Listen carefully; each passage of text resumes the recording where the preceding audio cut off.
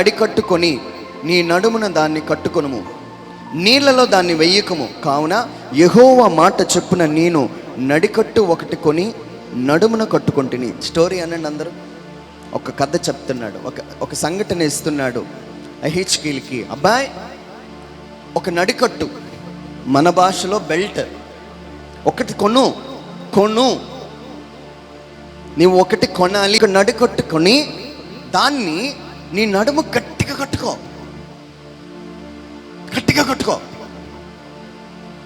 మళ్ళీ రెండోసారి ప్రత్యక్షమయ్యాడు. చూడండి, ఆ రూమ్లో ప్రభు అట్లా దర్శనమయ్యాడేమో. అవగానే, ప్రభు ఇప్పుడేం చేయమంటావు? నువ్వు వెళ్ళి బండ సందులు అంటే రెండు రాళ్ళకు మధ్యలో చిన్న ప్లేస్ ఉంటుంది, దాంట్లో దాన్ని దాచిపెట్టాడు. మళ్ళీ మూడోసారి ప్రభు కనబడ్డాడు. అబ్బాయ్, నువ్వు ఒక నడుము కట్టు కొన్నావు కదా? అవునయ్యా, కొన్నాను. దాన్ని నీ నడుము కట్టుకున్నావా? కట్టుకున్నాను. మరి తర్వాత దాన్ని నీకేం చేయమన్నాను? బండ సందులో నేను దాన్ని దాచిపెట్టా. మరి ఇప్పుడు ఏమైంది? దాన్ని ఓపెన్ చేసి చూస్తే అది ముక్కలు అయిపోయింది. హల్లెలూయా. ప్రభు అంట, నువ్వు నాకు ఎక్కడ ఉండాలో తెలుసా? నాకు అంటి పెట్టుకొని ఉండినట్లుగా నేను నా నడుము కట్టుగా నేను ఉంచానయ్యా. కానీ నువ్వు బండ సందుల్లోకి దూరుతున్నావు. ఎందుకు దూరుతున్నావు? ఎందుకు తాగడానికి వెళ్తున్నావు? ఎందుకు అక్రమ సంబంధాలు పెట్టుకుంటున్నావు? నువ్వు పాడైపోయావు. నా నడుము కట్టుకోవడానికి ఇంక నువ్వు పనికిరావు. దేవుడు తన హృదయంలో ఉన్న బాధను చెప్తున్నాడండి బయటికి. నువ్వంటే నాకు అంత ఇష్టమయ్యా. నడుముకి బెల్ట్ ఉన్నట్లుగా నాకు అంటి పెట్టుకొని ఉండాలని. ఆ ప్రేమ ఏంటండి ఆయనది? నువ్వు నాకు అంటి పెట్టుకొని ఉండాలి. You have to be very close to me. నాకు చాలా దగ్గర అయిపోవాలి నువ్వు. అది నా మనసు, నాకు ఇష్టం. అట్లా నువ్వేంటయ్యా అట్లా చేస్తున్నావు? బండ సందుల్లో ఎందుకు దూరుతున్నావు? రహస్య జీవితానికి సాదృశ్యమై ఉన్నది. ఆ నడికట్టు ఎక్కడుందో తెలుసా? బండ సందుల్లోకి వెళ్ళింది, ఎవ్వరికీ కనబడకుండా. దావీదు ఏం చేస్తున్నాడో తెలుసా? ఒక బండ సందుల్లోకి దూరుతున్నాడు.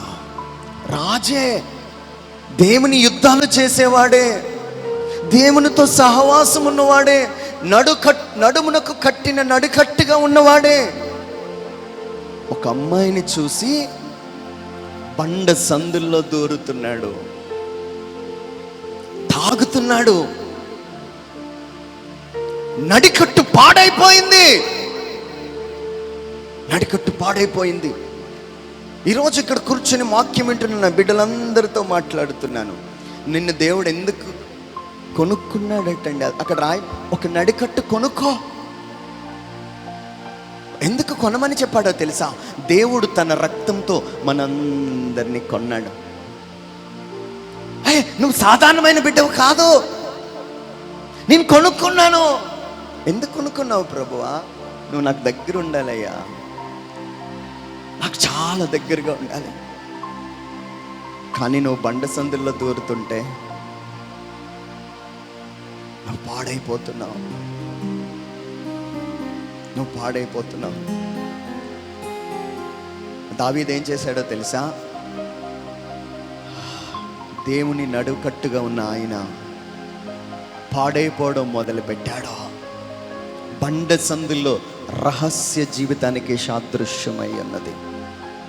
ఈరోజు నేను అడుగుతున్నానండి, దేవుడు మనల్ని కొన్నాడు. భక్తి అంటే స్లేగుర్తు పిత వేసుకోవడం కాదు, ఇలా అనుకొని వెళ్ళిపోతే కాదు, చుట్టూ తిరిగితే కాదు. You have to be very close to the lord. దేవునితో చాలా నడికట్టు కట్టుకున్నట్టు, అంటి పెట్టుకున్నట్టు నువ్వు ఉండాలి. ఆయన నిన్ను కోరుకుంటున్నాడు అలాగా. ఆయన బాధ ఎలా చెప్పాడో చూసారా ప్రవక్తకి? అబ్బాయి, ఒక నడికట్టు కొనుక్కో అన్నాడు. వెళ్ళి డబ్బులు ఇచ్చి కొన్నాడు. కొన్ని రోజులు ఇలా చూడండి, నా బెల్ట్ చూడండి, ఇలా బెల్ట్ పెట్టుకున్నట్టు బెల్ట్ పెట్టుకొని ఇది నా బండి. కొన్ని రోజులు తీసేసి బండ సందుల్లో దాయ్యా ఆయన బాధ వెళ్ళబుచ్చుతున్నాడండి. నాకు ఎక్కువ సమయం లేదు చెప్పడానికి. ప్రభు మనసు అర్థం చేసుకోగలరా? దావీదు దేవుని యుద్ధాలు చేసేవాడే. ఒకరోజు అమ్మాయితో పడుకుంటే ప్రభు మనసు ఎందుకో ఖాయమైపోయింది. బండ సందుల్లో దూరాడు ఆయన. నీకు ఒక భార్య ఉన్నది కదా దావీదు, ఎందుకు మళ్ళా నువ్వు తప్పు చేస్తున్నావు? ఈరోజు ఇక్కడికి వచ్చిన వాళ్ళందరితో ప్రభు మాట్లాడుతున్నాడండి. ఇక్కడ నిద్ర చేస్తే పరిశుద్ధత రాదు, 3 రోజులు దర్శించుకుంటే కాదు.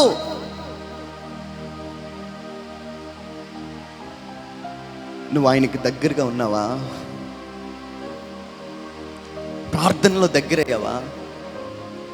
బండ సందుల్లోకి వెళ్తున్నావు, ముహూర్తాలు చూస్తున్నావు. సీక్రెట్ లైఫ్ అది ఎవ్వరికీ తెలియదు, నీకు ఒక్కడికే తెలుసు. నువ్వు తాగి ఇంటికి వస్తావు, కానీ నీ భార్యకు కూడా తెలియదు. నువ్వు వేరే వాళ్ళతో మాట్లాడుతున్నావు, ఇంట్లో ఎవ్వరికీ తెలియదు. అది దాని అర్థం. నీ ఫోన్ మంచిగా లేదు, నువ్వు చూస్తున్న వీడియోలన్నీ పనికి మాలినవే. నీ కన్ను చెడిపోతే నీ దేహం అంతా చెడిపోతుంది కదా.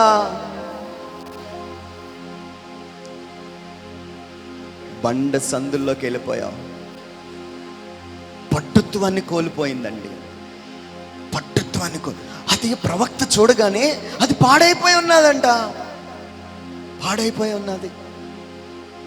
ఇక్కడ సిగరెట్ తాగేవాళ్ళు, మందు తాగేవాళ్ళు, అమ్మాయిలని తెచ్చుకొని పాపము చేస్తున్న వాళ్ళు.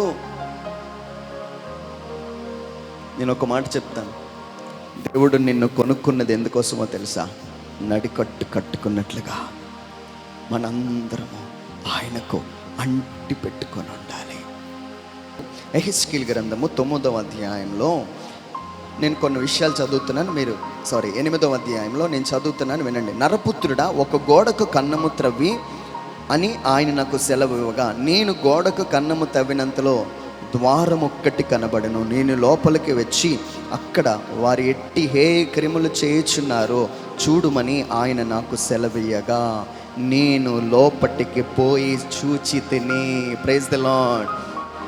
చూడండి, ఆయన ఏమన్నాడు తెలుసా? నీ గోడకు ఒక కన్నం పెట్టు, నీకు కొన్ని విషయాలు చూపిస్తాను.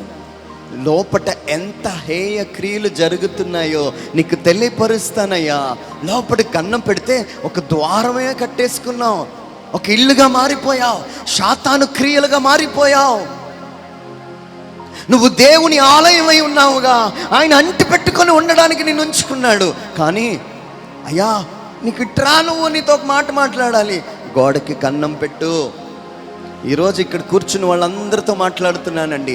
దేవుడు నీ హృదయం అనే గోడకి కన్నము పెట్టి చూస్తే ఎన్ని హేయ క్రియలు లోపట జరుగుతున్నాయో ప్రభు అంటున్నాడు. బండ సందులో నువ్వు ఎట్లా ఉన్నావయ్యా? నువ్వు తాగుతున్నావు, ఎవ్వరికి తెలీదు. నువ్వు రాత్రి పడుకున్నప్పుడు పనికిమాలిన వీడియోలు చూస్తున్నావు, ఎవ్వరికీ తెలియదు, సీక్రెట్. ప్రభు అంటున్నాడు, గోడకి కన్నం పెట్టి చూడు.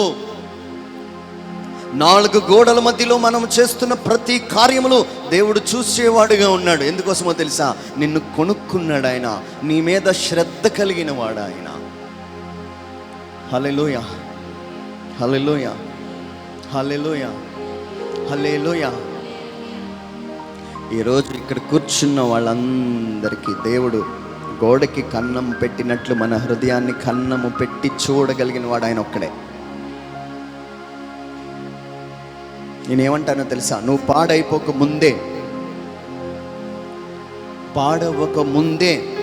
పనికి రాకపోయే ముందే ఈరోజు నీ హృదయాన్ని ప్రభుకి అర్పించినట్లయితే ఆయన నిన్ను మరలా తన నడుమునకు దట్టి కట్టినట్లుగా నిన్ను కట్టుకోవడానికి ఇష్టపడుతున్నాడు.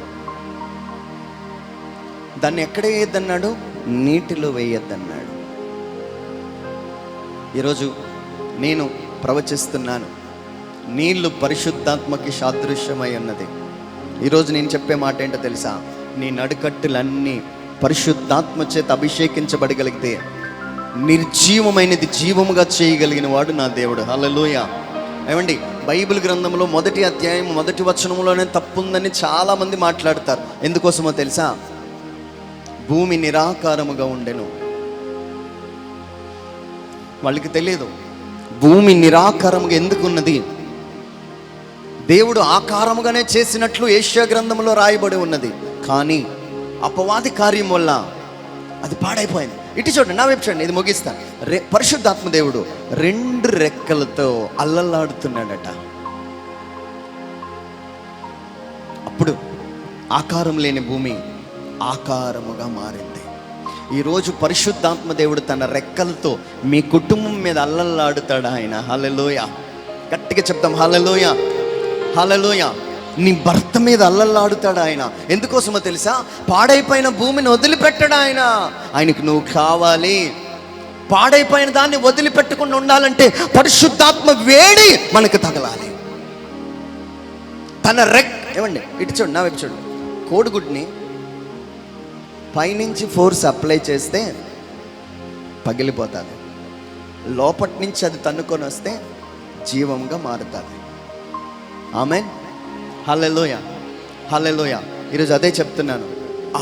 ఆ కోడి తన వెచ్చదనాన్ని ఆ గుడ్లకి ఇస్తే కొన్ని రోజులకి అది జీవంతో బయటకు వస్తుంది. ఇక్కడ ఎవరైతే పాడైపోయి ఉన్నారో, ఎవరైతే బండ సందుల్లోకి వెళ్ళిపోయారో, భర్తతో బాగానే ఉంటావు కానీ లోపట కార్యాలు మంచివి కాదు, బాగోలేవు.